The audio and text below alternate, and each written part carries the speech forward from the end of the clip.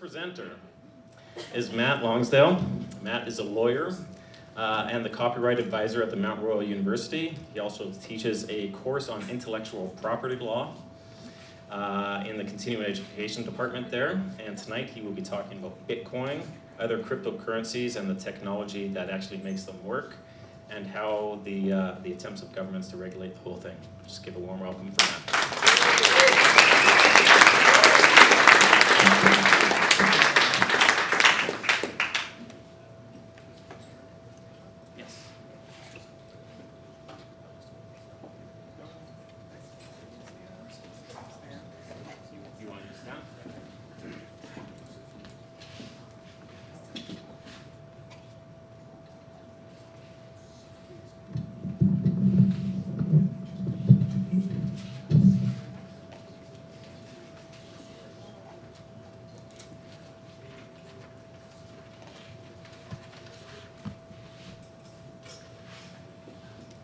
Yes, hello. As Frank said, I sort of contacted him about doing a presentation before the first Nerd Night. Back up a little bit. And we discussed different topics. Closer, further? Yeah, closer. Closer. Okay, it sounds like a lot of echo where I'm standing. Anyways, yes, I spoke to Frank before the first Nerd Night. We discussed topics for a presentation, and somehow we got into cryptography, and then we talked about Bitcoin. And then as I was putting together the presentation, I kind of had that moment of, I've made a huge mistake. I don't know how I'm going to talk about Bitcoin in 20 minutes, but we're gonna give it our best try here. 20 minutes definitely isn't enough time to get into all the technical details of how Bitcoin works, but it is enough time to sort of talk about the basics of a decentralized currency and the kind of problems that we run into, and how cryptography helps us solve some of those problems. For anyone who doesn't know, Bitcoin is what's called a virtual currency. That's what the press seems to have named it. It's sort of electronic money. You install a program on your computer or an app on your phone, and you can use it to send these Bitcoins to other people who are doing the same thing. It's starting to catch on to the point where you can actually buy real things with it. One of the journalists who covers Bitcoin extensively is Kashmir Hill from Forbes magazine. Last year, she tried to live for a week off nothing but Bitcoins. She got kicked out of her apartment, she lost 6 pounds, and she couldn't get coffee. And this was in San Francisco, so this is a very tech-friendly city. She repeated the experiment this year. She got to stay in her apartment, she was able to buy food, and she went to a strip club. So, surely no greater indicator that Bitcoin's on its way up, but she still couldn't get a good cup of coffee, so we're still working on the coffee. There are other these cryptocurrencies, virtual currencies out there. One of the famous ones, Dogecoin or Dogecoin. They raise money using that to get the Jamaican bobsled team to the last Olympics. There's a currency called Coinye, whose creators have already been sued by Kanye West for trademark infringement. They use similar principles. I'm going to be talking about Bitcoin today, but a lot of the same concepts apply to the other ones as well. So yeah, they're coming up. The online retailer Overstock.com now accepts Bitcoins. Expedia announced this week that you're going to be able to buy hotel rooms with Bitcoin. So its star is rising. It means there's a lot of articles about Bitcoin being published, but I found most of them either incredibly technical to the point where you sort of lose sight of how the whole thing works, or very hand-wavy, sort of Bitcoin is magic. So hopefully we'll land somewhere in the middle. And we're going to start out by just thinking of a very simple payment system. And all we want this system to do is solve one simple problem, which is how do we transfer value from one person to another? In our system, there are no different currencies, there are no different financial instruments. We don't have cash and credit and stuff. Everyone's bought into this system. And it's very simple. And we're just trying to solve this one very simple problem of how do we transfer value from one person to another? One way we could do this is just to have a big ledger. Everyone gets a numbered account, and when you want to send value to somebody else, you just write your transaction down in the ledger. You say, account number 52 has sent 100 units of whatever currency to account number 97. We don't keep any sort of running total of how much money is in an account. If you want to find out how much money is in an account, you just add up all the transactions that put money in that account, and all the transactions that took money out of that account. And whatever the difference is, that's how much money is in that account. This isn't substantially different from payment systems we use now. It's obviously much simplified, but it's not totally foreign concept. It may seem a bit weird that we don't have any actual physical pieces of currency in this system, but that's not that different from how some of us use money these days. My paycheck goes right into my bank account, right into my debit card. So there's one element that's missing here, though, that is in most payment systems that we're accustomed to. And that's some sort of entity to control the ledger. Usually it's a bank. And the banks or the entity sort of takes care of maintaining the integrity of the ledger. They make sure that nobody tampers with transactions, nobody's putting in transactions that take money out of other people's bank accounts, nobody's modifying old transactions. And it works. Obviously it works because that's the basis of most of our payment systems right now. But it does require us to put a lot of trust in this one entity, this bank. They have to protect not just against other people modifying the ledger, but we also have to trust that they're not going to modify the ledger for their own benefit. There are different reasons we might trust them. Maybe we trust them because they're regulated by the government and they're subject to various laws. Maybe we trust them just because they've been doing it a really long time and they haven't screwed it up yet, so we trust they'll keep on not screwing it up. But for whatever reason, in order for the system to work, we have to put a lot of trust in this one entity. Of course, there are potential downsides to having a single entity responsible for the integrity of the ledger. I don't know if anyone's seen the movie Blow. I'm sure many people have seen the movie Blow. You might remember the scene where Johnny Depp, playing cocaine kingpin George Young, walks into a Panamanian bank where he's been keeping his illicit millions and millions of dollars. And the bank manager informs him that his bank account has been nationalized by the Panamanian government and they seized all his money. George is not thrilled about this news. As a quick aside, in the movie they call it the National Bank of Panama or something else along those lines. The real George Young kept his money where a lot of South American drug dealers were keeping their money at the time, which is the Panama City branch of the Bank of Nova Scotia. So that's your Canadian heritage moment for the evening.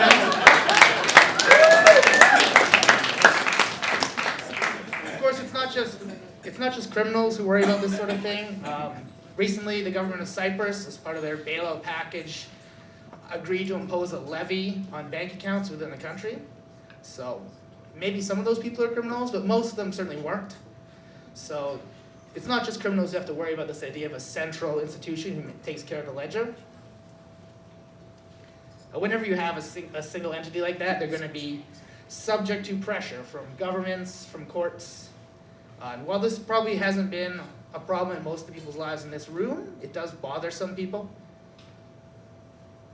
So maybe we like this idea of a nice ledger that just keeps track of transactions, but we'd really like to do without this single entity taking care of it all.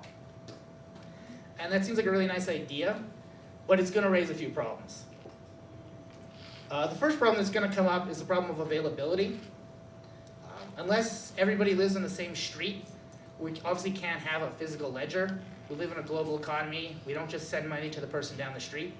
We send money to people on the other side of the world. That's fine. It's not 1950s anymore. We have the internet. So we could just put this ledger on a server on the internet, and anyone who wants to be part of this system could just contact the server and update the ledger that way. The problem with this is now we have a single entity or a group of entities maintaining the server, and they're going to assume a role that looks a lot like that bank that we just got rid of. So maybe this isn't ideal. Again, this isn't a huge problem. Peer-to-peer networking has been popular. It's been around for decades. It's been popular since at least 1999 when Napster became commonplace. Sorry if that makes anyone feel old, but yes, Napster's 15 years ago now. So yes, we have very good systems now for distributing data without the need for a central system. So we can just have everybody has a copy of this ledger on their computers, and they all just pass it around to each other, and when things get updated, those updates go out on the peer-to-peer network, and everybody updates their copy of the ledger. So the accessibility issue isn't hard to solve.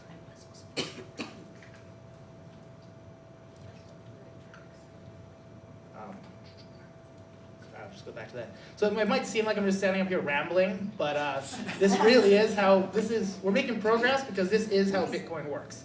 It's a ledger, getting passed around in a peer-to-peer network, and people just update that ledger with transactions, and when it gets updated, the updates get pushed out over a peer-to-peer network. So we have taken a few steps to understanding how Bitcoin works. And it looks good. We don't have this single entity problem anymore. We don't have a single entity that can be pressured into tampering with the ledger. We do have a much bigger security problem now, though, which is that, well, there's no single entity. The system as we've described it, anybody can tamper with the ledger. If anybody can just write updates to this ledger, what's to stop someone from putting in some transactions that just move everybody's money into their bank account? So basically, how do we make sure that people can only spend their own money? And Bitcoin does it with cryptography. Cryptography is sort of the science of studying how to have secure conversations when there's eavesdroppers around, how to prevent messages from being tampered with by third parties.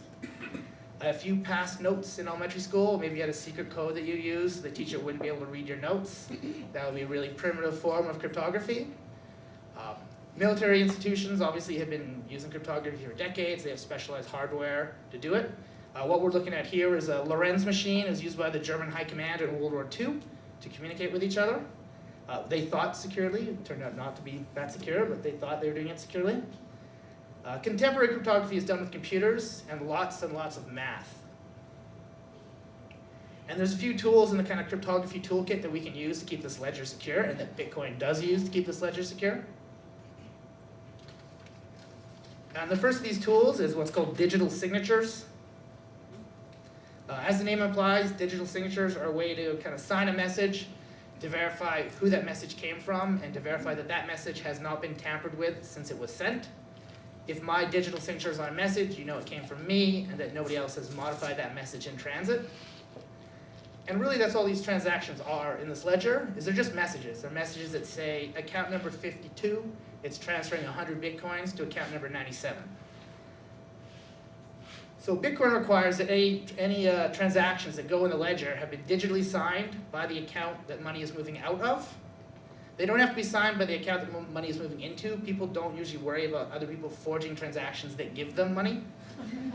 The concern is really people forging transactions that take money away from your account. So Bitcoin requires that any transactions are digitally signed by the account that money is flowing away from.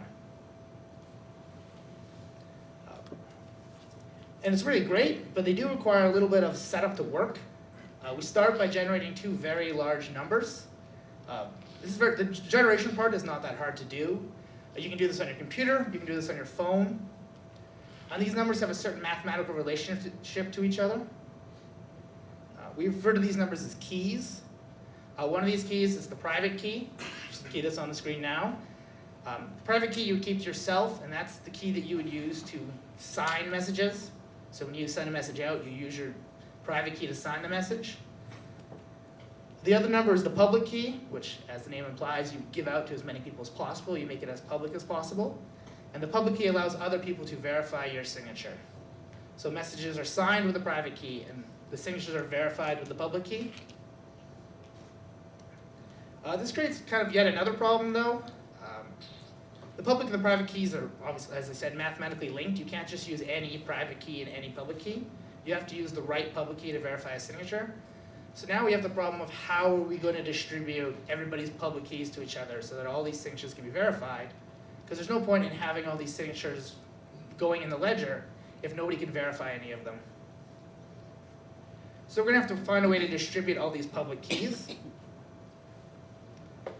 Bitcoin solves this problem by just using the public key as your account number. If there's any Bitcoin experts in the room, they'll know that I just simplified that a little bit, but give me a break, I got 20 minutes. So Bitcoin, yes, solves the problem by using the public key as the account number.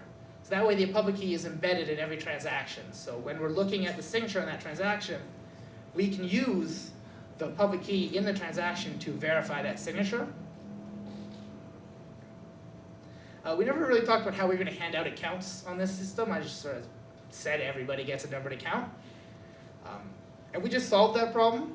Since the only thing you need to put things in the ledger is a public-private key pair, and those can be generated on any computer or phone, all that's required to get a Bitcoin account is to generate a public-private key pair on your phone or computer. So you can just sit at home and generate unlimited amounts of Bitcoin accounts if you want. I have something like 20. See, when you create an account like this out of thin air, obviously there's not going to be any money in it until another transaction goes in the ledger that transfers money to that account. Unfortunately, that's true of all bank accounts, so Bitcoin doesn't solve that. But the idea that anybody can have unlimited Bitcoin accounts, because they're so easy to generate, they're not really tied to any real-world identity, you can just create these anywhere, does make some larger institutions nervous. Some governments get a little nervous about this. This idea that now everyone can transfer money around without real-world identities being involved. And we'll talk about that a bit later. But so far, we're doing pretty well at building Bitcoin up. We have a ledger, we have a way to distribute it, and we have a way to make sure that people can't put fraudulent transactions in the ledger. So people can only spend their own money. That's really the key part of any payment system. We're still left with one problem, though. As we mentioned, every Bitcoin account has a private key associated with it. This private key is sort of the password that we need to spend money that's contained in this account. If I have a bunch of Bitcoin accounts, that means I have a bunch of private keys. Earlier, I said these private keys were very large numbers. I underestimated that somewhat, or understated it rather. Bitcoin stores private keys as 256-bit unsigned integers. For the non-programmers in the room, what that means is that Bitcoin private keys are a number somewhere between 1 and whatever you call that number. It's hard to count, but there are 71 trailing zeros on that number. Personally, sometimes I've forgotten my own phone number, so there's no way that I'm going to remember 20 of these. Of course, we also have to keep track of the public keys that go with these private keys, and the public keys are even bigger. So there's a lot of numbers involved that we have to remember. So of course, if we need to remember numbers, we're going to write them down in a file. Bitcoin refers to these files as wallet files. The wallet's really just a list of account numbers, which are public keys, together with the private keys that we need to spend the money that's in those accounts. Problem with this is if I accidentally delete my wallet file, I lose all my private keys. So I can't spend any of the money that's in any of those accounts. And if there's anyone in the audience who's thinking that you're too responsible for that and you would never accidentally lose a file on your computer, you're a liar. Nobody is that responsible. Hard drives crash, laptops get stolen, things go missing. Things happen. Files get lost. As of Monday, or as Tuesday rather, one Bitcoin is worth about 700 Canadian dollars. That's what they're trading at. Today, apparently, they've fallen to about 675 Canadian dollars. But still, if you have only a couple of Bitcoins in your account, that is going to be the most expensive hard drive crash of your life.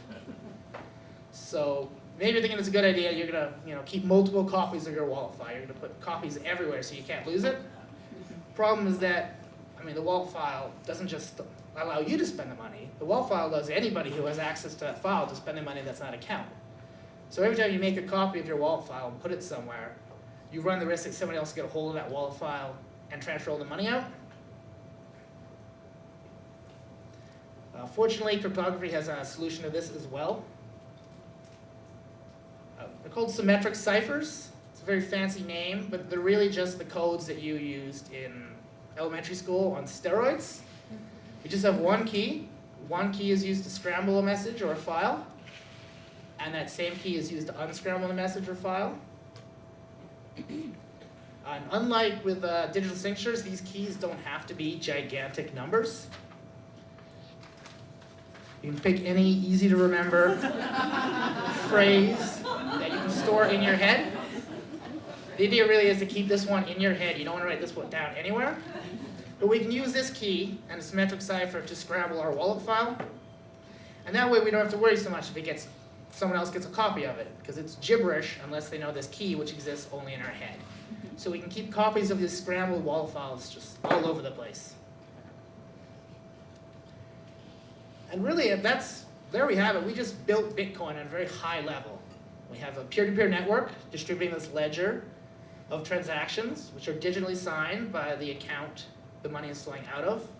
All the keys involved to make this happen are stored in a file, and that file is protected by a totally different key. So very straightforward, really. Of course, there are still a few sort of lingering issues. You can't have a system like this where large amounts of money get passed around without real-world identities being involved, without governments getting a little nervous. The situation isn't helped at all by people like me who do Bitcoin presentations, start them with stories about drug dealers. It's also not helped by one of the first major Bitcoin stories to break was a story about a website called the Silk Road, which was sort of like eBay for the kind of thing you can't buy on eBay. They use Bitcoin as their payment system because of its relative anonymity. It was run by a guy who called himself the Dread Pirate Roberts, who amusingly in an interview has claimed that he's not the first Dread Pirate Roberts. He only inherited the site from the previous Dread Pirate Roberts. So, whatever the situation, the FBI shut the site down last year and they have somebody in custody. They made a big deal how they seized his wallets.